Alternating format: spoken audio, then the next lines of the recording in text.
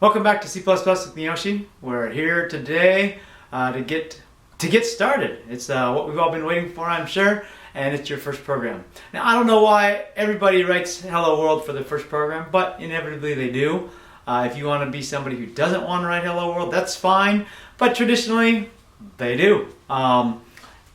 Here's a sample code of what I like to show my students, and I always like to talk about comments. Comments are something that the compiler doesn't use. It doesn't do anything with it. As a matter of fact, it skips right over it. Comments start with these forward slashes, 2 forward slashes right in a row. That everything after that is a comment. Down here you see that there's a comment after a real a command, a real operation. And then we have these guys who are slash star or an ampersand, or not an ampersand, an asterisk. So a star asterisk, or a slash asterisk, and an asterisk slash. Anything between those two guys is a comment. So this block comment, where I usually have my students put in their author, who they are, and then what the purpose is. I haven't put in a bunch of other things like a maintenance log that I didn't really put up here to kind of keep track of what's going on. But you can do what you want with comments, and they'll help you keep your code nice and organized and fresh in your brain. I always tell my students, put in comments so that you can remember what you did 6 months when you looked 6 months later when you looked back at your program and see what you did. And so just remember to put in comments. Here is our first program. And these guys here with the pound in front of them, the hashtag is some of you folks would probably call it, but this is a pound sign, pound include, and then there's these triangular braces, which are the shift comma and shift period. These guys here, the less than and the greater than symbol in between those guys. Here we have this conio, C-O-N-I-O.h, and the stdio.h. We have to include these because they have they're what are called precompiled headers. And what they do is they have some nice functionality inside of them that we can use in our programs. Here we have our int main. Every program needs to have an int main. These are what we call console programs, but they have to have an int main. And an int main, just as we'll get to it later, but they're a function, and every program needs to have an int main. These curly braces, they need to be matched up. One of the big problems that you'll see, or one of the big errors you'll see, is mismatched curly braces. Maybe you're missing one or the other, or both sometimes. Those are necessary to tell us what the function is. Anything between those is now going to be our program. Here we have this little guy called printf.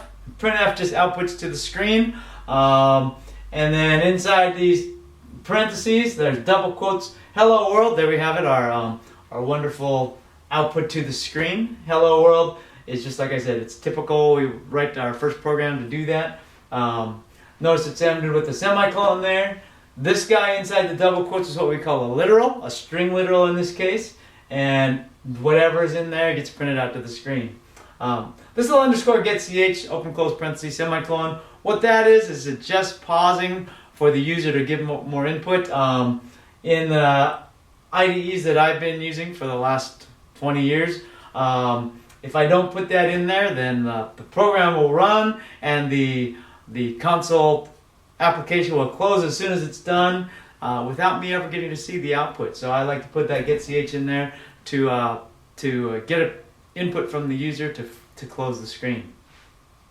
Last but not least, we have this return 0. What that does, it matches up this return type, if you will, matches up with this int. And the return 0 says to the compiler, or the operating system in this case, it says, hey, everything is hunky-dory, everything's fine, we're all set to go on to the next thing that you've got ready. Okay? Over here I have something a little bit different. And this is just a different way to output. I like to use printfs because that gives me a little bit more freedom and a little bit more control over my output later on as we start talking about variables and constants and so forth. This pound include IO stream and then using namespace std or standard.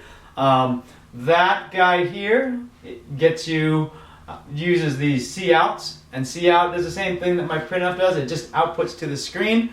There's cout, console out, if you will, and these little less than symbols, they point to my output, and they just say, and inside I have my string literal here again. It says hello world. By the way, I forgot the backslash n over on this side, but remembered over here. The backslash n says go to the next line, and go to the left of the console on the next line.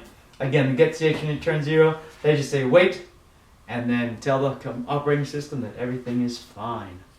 So either way you want to do it, there's lots of programs that you see will be written with couts and cins as we get to input later on. I like to use printfs again. Like I said, I like the control of those. But so you'll see me using the printfs in these video lectures.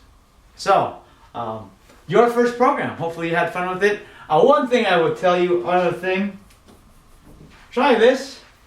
Try running it without the semicolon. If you copied this down perfectly and you didn't get a mistake, take away the semicolon so you get one and see what happens. Look at the IDE, find out what the errors are, and see what happens as you look at the errors. One thing I know that on many IDEs, if you're having a missing semicolon, it will often point you to the next line. So remember, as you look for errors, look at the line that it points to and look at the line above it, and you'll usually find your error. In this case, we're just missing that little semicolon, which you'll make that error lots as you program. So, hopefully you enjoyed your first program. Hopefully you ran it and didn't have any errors. And hopefully you're ready to come back again to learn about some little more complicated stuff. Thanks for tuning in to C++ with Miyoshi.